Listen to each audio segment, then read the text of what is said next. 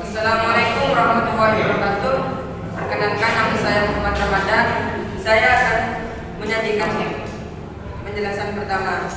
Latar belakang sistem peredaran darah adalah suatu sistem organ yang berfungsi memindahkan zat dari sel ke sel. Sistem peredaran darah manusia merupakan suatu sistem pemindahan nutrisi dan zat-zat tertentu melalui sistem peredaran darah dari jantung seluruh sel-sel organ dalam tubuh, dan begitu pula sebaliknya. Bagian dalam sistem sirkulasi yang mengangkut darah ke seluruh tubuh adalah pembuluh darah.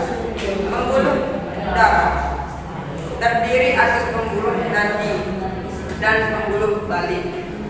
Pembuluh darah yang bercabang membentuk pembuluh yang lebih halus yang disebut pembuluh kapiler. Percabangan antara pembuluh dasar darah besar dengan pembuluh halus darah kecil membentuk sebuah sudut. Sudut yang terbentuk pada percabangan pembuluh darah akan mengaruhi aliran darah pada tubuh. Selain sudut, percabangan pada pembuluh darah mengakibatkan jari-jari pada masing-masing pembuluh berbeda.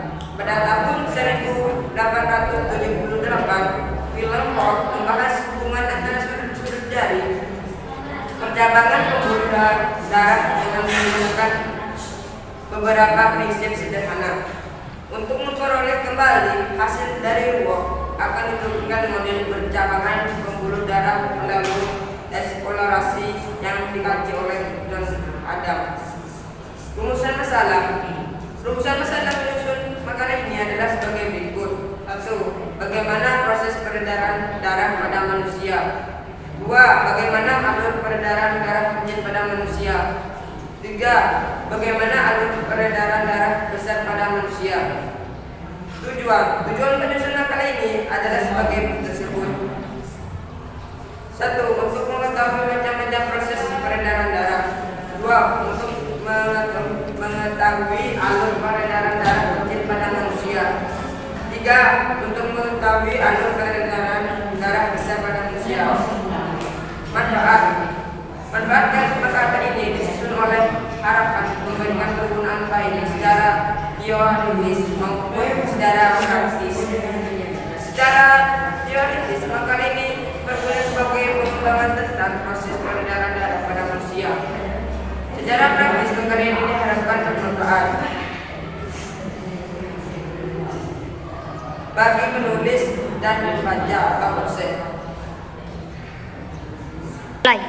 Cukup sekian penjelasan dari saya. Penjelasan selanjutnya akan disampaikan penyanyi yang kedua. Macam-macam proses peredaran darah, macam-macam sistem peredaran darah manusia. Sistem peredaran darah pada manusia dan organisme multisel lainnya berfungsi untuk mengangkut nutrisi, oksigen, karbon dioksida, dan limbah metabolik. Sistem peredaran darah pada manusia berpusat pada jantung. Jantung adalah organ berotot yang berirama menompa daerah sekitar jaringan pembuluh darah dan meluas ke setiap bagian dari tubuh. Darah membawa oksigen dan nutrisi yang dibutuhkan untuk aktivitas jaringan tubuh dan organ, dan memainkan peran penting dalam menghilangkan pembuluh darah. Pembuluh darah pada orang dewasa rata-rata membawa sekitar 5 liter atau 9 gelas darah. Macam-macam sistem peredaran darah. A. Sistem peredaran darah besar atau sirkulasi sistemik. B. Sistem peredaran darah kecil atau sirkulasi paru-paru. C. Sistem peredaran darah porta. D. Peredaran getah bening atau infeksi. E. Macam-macam pembunuh infeksi. F. Macam-macam kelenjar infeksi. 1. Sistem peredaran darah besar. Sirkulasi sistemik vertikal kiri yang dialirkan ke seluruh tubuh melalui arteri. Selanjutnya, darah kembali ke jantung lagi melalui pembuluh darah vena sistem peredaran darah. 2. Sistem peredaran peredaran darah kecil, yaitu peredaran darah jadi keluar dari balik kanan jantung atau vertikal kanan menuju ke arteri pulmonalis lalu menuju ke paru-paru. Nah, di dalam paru-paru terjadi pertukaran gas oksigen dengan karbon dioksida di alveoli. Darah yang kaya oksigen akan masuk vena pulmonalis ke serambi kiri jantung. Sekian penjelasan dari saya. Penjelasan selanjutnya akan dijelaskan oleh penyaji ketiga. Assalamualaikum warahmatullahi wabarakatuh. Saya sebagai penyaji ketiga akan melanjutkan penjelasan yang diteruskan oleh penyaji kedua. 3. Sistem peredaran darah porta. Sistem peredaran darah porta yaitu dari lambung, usus, pankreas, dan limfe. Dikumpulkan oleh vena porta di dalam hati. Vena ini membelah diri ke dalam sistem kapiler dan kemudian bersatu dengan kapiler arteri hepatika dan diteruskan ke vena hepatika. Selanjutnya darah di aliran kembali ke vena secara inferior dan akhirnya darah kembali ke jantung. Nomor 4. Peredaran getah bening atau limfe. Peredaran getah bening atau limfe merupakan peredaran darah terbuka, yaitu peredaran yang dimulai dari jaringan-jaringan tubuh dan berakhir pada pembuluh balik di bawah serangga. Cairan limfe berasal dari darah yang keluar melalui dinding kapiler darah ke ruang antar sel. Selanjutnya masuk ke pembuluh darah getah bening yang kecil dan di aliran ke pembuluh getah bening besar yang berakhir di vena.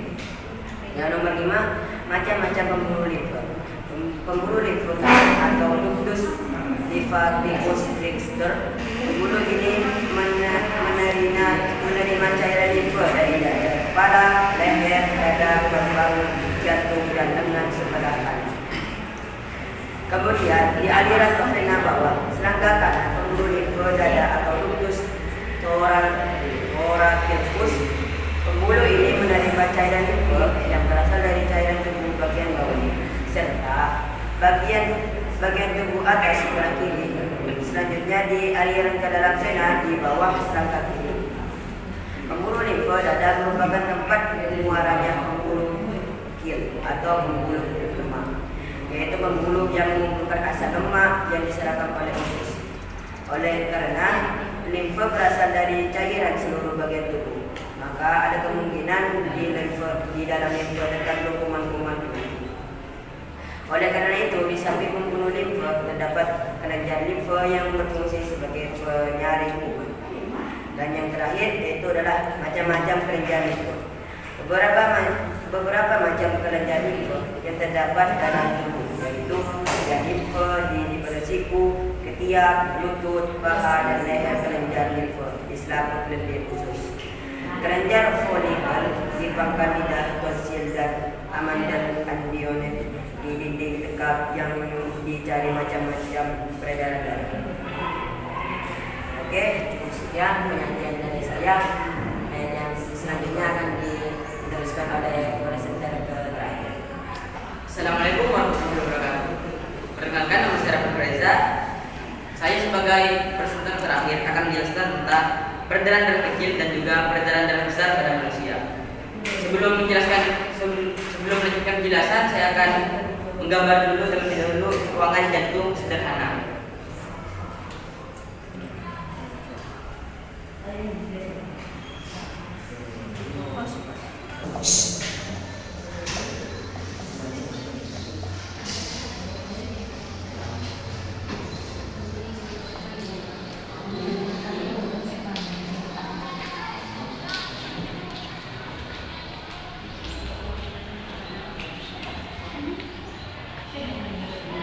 Oke, saya akan menjelaskan. Penjelasan. Peredaran darah kecil disebut juga sebagai peredaran darah pulmonar. Sistem peredaran darah ini dimulai ketika darah di bilik kanan jantung yang rendah oksigen dipompa oleh arteri pulmonalis menuju paru-paru. Dari bilik kanan jantung menuju paru-paru sini. Setelah itu, disinilah karbon dioksida yang ada dalam darah dilepaskan ke saluran paru-paru. Sementara oksigen yang baru masuk ke aliran darah lain hanya dengan darah yang mengandung oksigen, dan tersebut akan mengalir melalui vena paru-paru ke serambi kiri jantung. Dari paru-paru mengalir ke serambi kiri jantung. Setelah itu akan dimulai kembali sistem peredaran darah besar. Peredaran darah besar. Sistem peredaran darah besar disebut juga peredaran darah sistemik. Sistem peredaran darah besar dimulai ketika bilik kiri jantung memompa darah yang mengandung oksigen dan nutrisi melalui aorta atau arteri utama ke seluruh tubuh. Dari bilik kiri jantung ke seluruh tubuh. Ketika darah telah rendah oksigen atau hanya tersisa karbon dioksida, maka darah akan terkumpul di pembuluh darah dan kembali ke serambi kanan jantung. Dari seluruh tubuh akan kembali ke serambi kanan jantung. Ini yang dinamakan peredaran darah besar.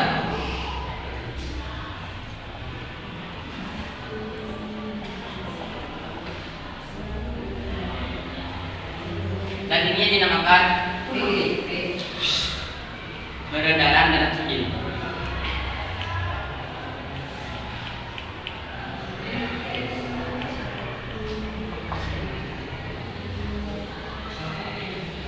Oke, cukup sekian penjelasan dari saya. Karena materi sudah selesai, saya kembalikan kepada moderator untuk memberikan kesimpulan. Terima kasih. Proses peredaran manusia yaitu ada dua. Yang pertama sistem peredaran darah kecil, dan yang kedua sistem peredaran darah besar. Peredaran darah kecil merupakan peredaran darah yang dimulai dari jantung kiri kanan menuju ke paru-paru dan kembali lagi ke jantung sebagai sistem kiri.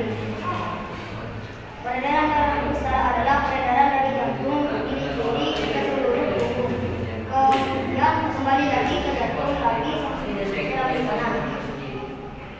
Makalah ini disusun dengan harapan memberikan keterangan baik secara teoritis maupun secara praktis. Secara teoritis, makalah ini berguna sebagai pengembangan tentang media pembelajaran proses peredaran darah pada manusia. Secara praktis, makalah ini diharapkan bermanfaat bagi para pembaca. Mungkin cukup sekian presentasi dari kelompok kami.